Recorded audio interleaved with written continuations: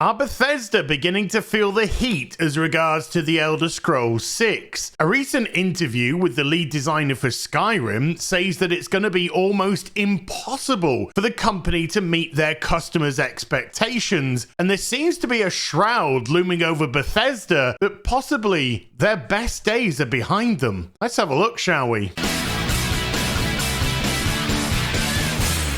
Hi everyone, it's Az here from HeelvsBabyface. PC Gamer did an interview recently with Bruce Nesmith, a former Bethesda employee who was the lead game designer on Skyrim, also has worked on Elder Scrolls games going right back to Daggerfall, also the Fallout series, and Starfield, a game that I may have a little bit of a history with.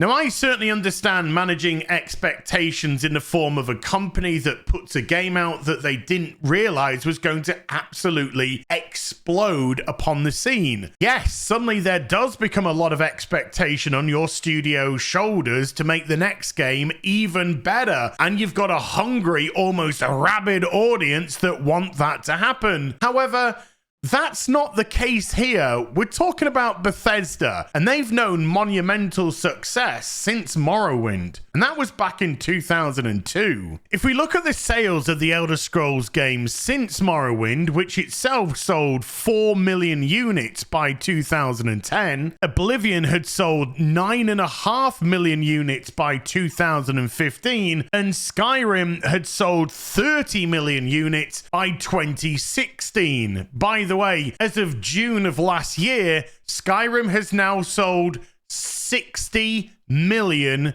units. As long as the credits keep rolling in, life's good.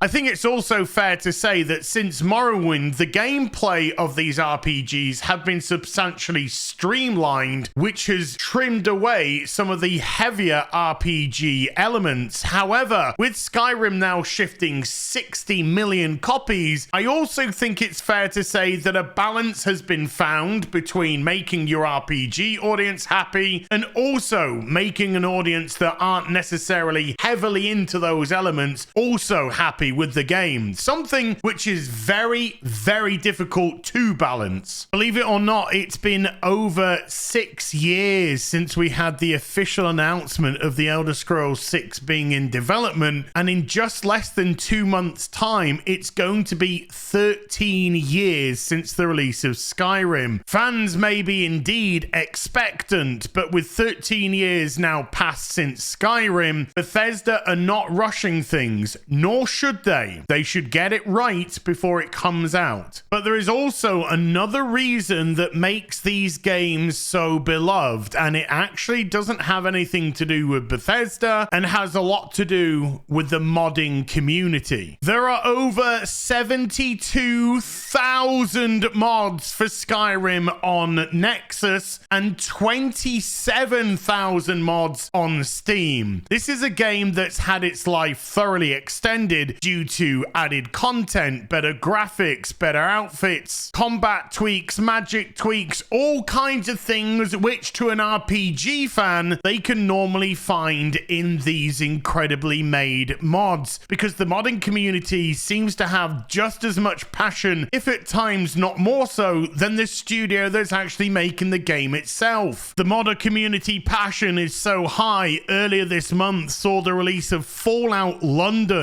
a free mod that was created with the Fallout 4 engine to recreate the world of Fallout in the location of the capital of the UK. I personally believe this is what Fallout 4 should have been from the get-go, but modders made that dream happen. And in 2025, we're gonna see the release of Skyblivion, the Elder Scrolls Oblivion remade using the Skyrim engine. Not only have modders enhanced these games and extended the lifespan of them exponentially, but more importantly for Bethesda, they've been buying them much needed time to create the next installments. And that is invaluable in cost. And another thing about the Fallout series and the Elder Scrolls series is they are beloved. They have a very rich fan base. So when you have the sword and sorcery aspect taken care of with the Elder Scrolls, you have the post-apocalyptic and gun fantasy taken care of with the Fallout series, logic dictates that the next element that you go to is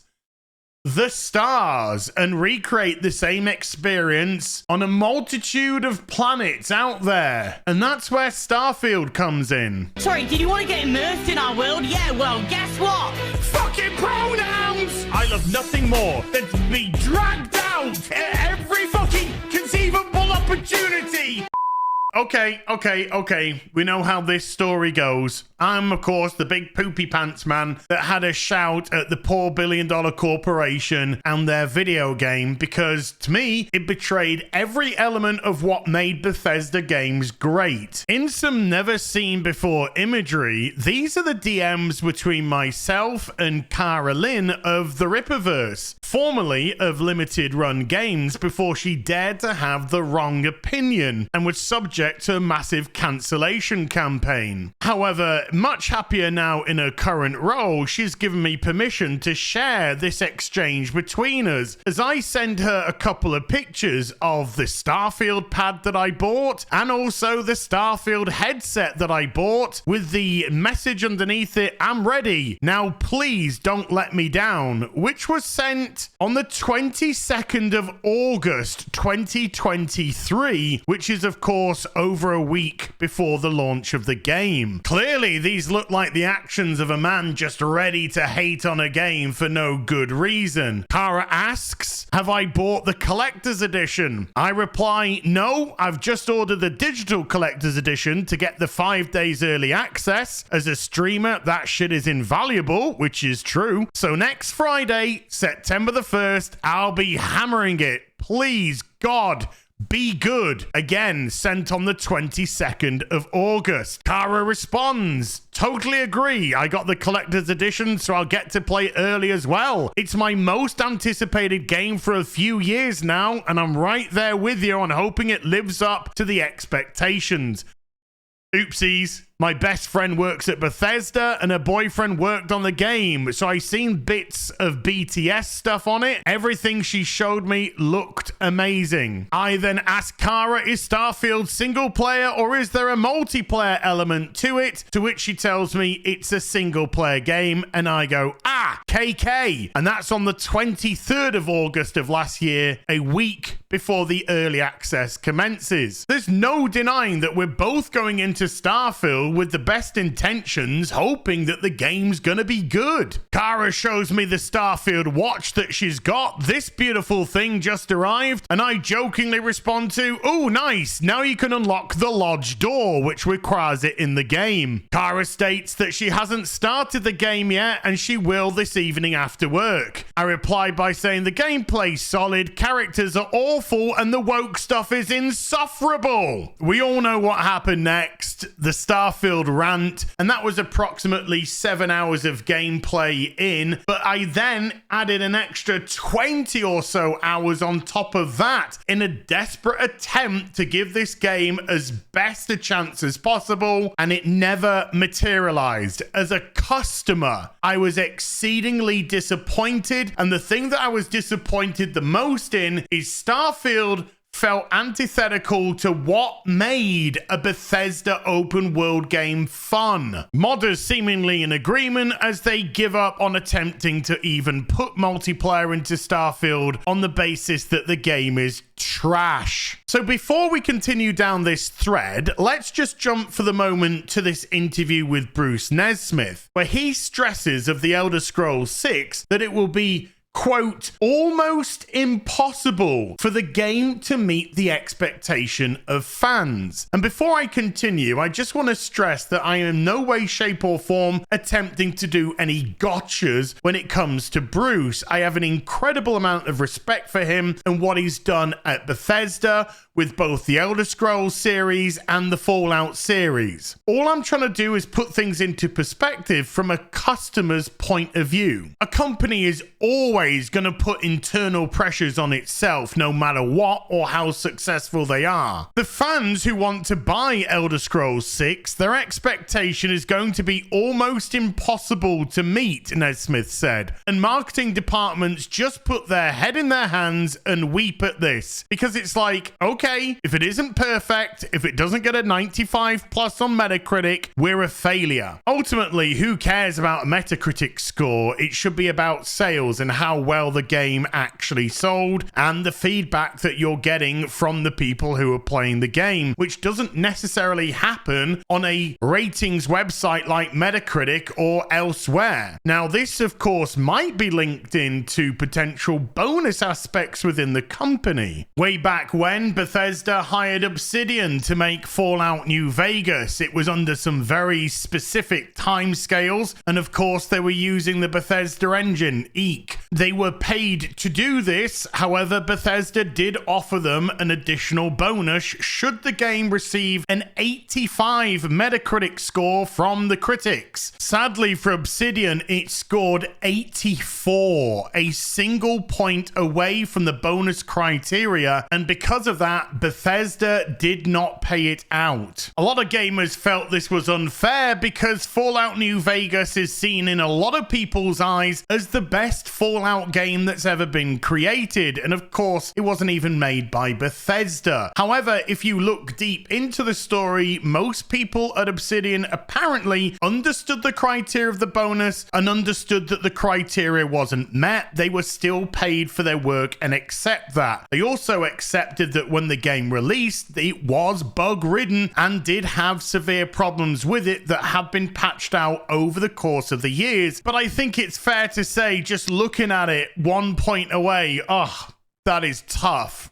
Real tough. I can only speculate here, but this might be a reason why Bruce and the marketing departments view things from a Metacritic perspective. Maybe internal bonuses are dependent on the score that it receives on this site. I would say personally though, I find sites like this utterly redundant these days. Games journalism is not what it used to be, and it's not as objective as it used to be. They seem to be all in defending L Corporation, and therefore can you truly get a legitimate score for how they feel about the game? Or are they simply pandering to the company in an effort to gain access, early review copies, interviews, etc.? Bruce continues by saying Elder Scrolls 6 is undoubtedly going to be an amazing game, but it's going to be compared to all the previous games that Bethesda made. I don't want to put words into Bruce's mouth, but I'm sure he'll agree with me when I say so is every other Bethesda game. Oblivion was compared to Morrowind, Skyrim compared to both, Fallout 4 compared to Fallout 3, and Starfield, which we'll return back to very shortly, compared to both of those franchises. Having an 83 Metacritic score, it only has a user score of 6.8, this being based off only 90 critics and 12,500 users. However, on Steam, with nearly 104,000 reviews, it only comes in at mixed. Todd Howard attributing the poor performance of Starfield with users because it's different than you've seen from us before, which we all know is an utter crock of shite. So let's get back to that thread that I was tugging at earlier. You see, Starfield felt like a regression, not a progression when it came to Bethesda. The reason why the Elder Scrolls and Fallout are so much fun to play, even though they are ultimately bug-ridden when they come out, that can always be fixed, is the journeys that you have along the way, the exploration and the fun and trouble you can get yourself into. You get a quest to go from A to B. Well, guess what? When you go into that kind of a world, you go to C, D, E, F, G, H, I, J, K, L, M organically and find yourself having wonderful adventures in that space. Every time you go into a dungeon, every time you go into a mine, it's different. They've all been individually created, so you never feel as if you're rehashing content. The actual journey from point A to B is the fun element. The journey is what makes these games so interesting to explore. And Starfield had none of that. It had all of the bugs and the terrible AI that came along with that, and it had none of the explorative nature which makes these franchises so great. It was a loading screen to take off. It was a loading screen to warp. It was a loading screen to land. All of the adventure along the way had been taken away from you. Thousands of worlds where only about 10% of them actually had something on them, and there was no guarantee that the something that was on them was worth any sort of exploration either. The caves were procedurally generated, so you could walk into one cave and it'd be exactly the same layout as another cave that you went into moments ago, therefore making the world feel incredibly small. Not only that, repetitive, dull, boring. The game wasn't interesting. But let's also just talk about the silliness as well for a moment, shall we? I'm pretty sure most of you remember this. Fucking pronouns! That was the moment that got all the progressives really mad with me. Oh, look at this bald fat guy getting all triggered by pronouns. An element that only takes a couple of seconds in the video game. How silly, how pathetic. Of course, it was a lot more than just that. Displaying preferred pronouns and also now removing male and female, replacing it with body type 1 and body type 2, displayed that Bethesda had fallen to the gender ideology group. And believe it or not, that's exceedingly divisive. Often decisions like this are hidden behind words like respectful and inclusive. However, the respect only seems to flow in one direction, and the inclusion is often alienating a lot of people in the process. I'm not a body type 1. I'm a man. Oh, come on, dude. It's just a pronoun. It's not as if it's hurting anybody. But he, him, she, her, and they, them, and then your gender is man, woman, non-binary.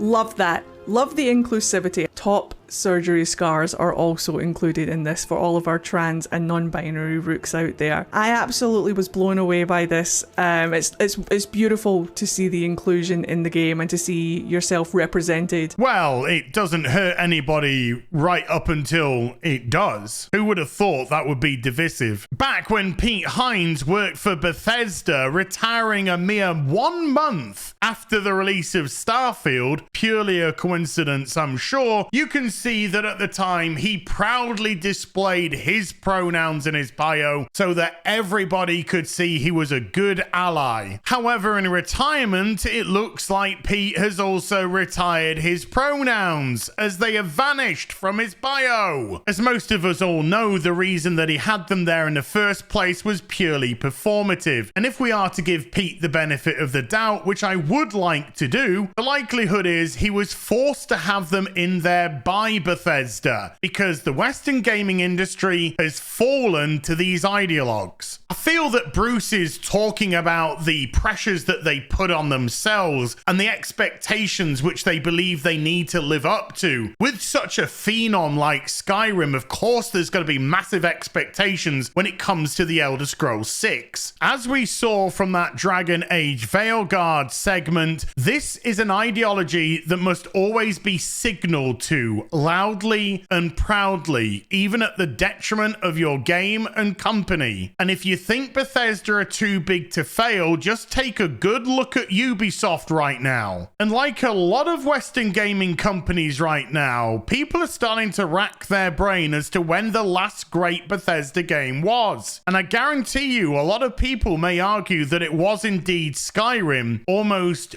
13 years ago. I desperately want The Elder Scrolls 6 to be a great game. I'm greatly concerned, though, that the current day politics of the Western gaming industry is going to hinder it and not help it in the slightest. I pray for a return to sanity. I truly do. But I don't know if the Western gaming industry is too far gone by now. And I think for a lot of firms, it is. I'll see you in the next video. You take care.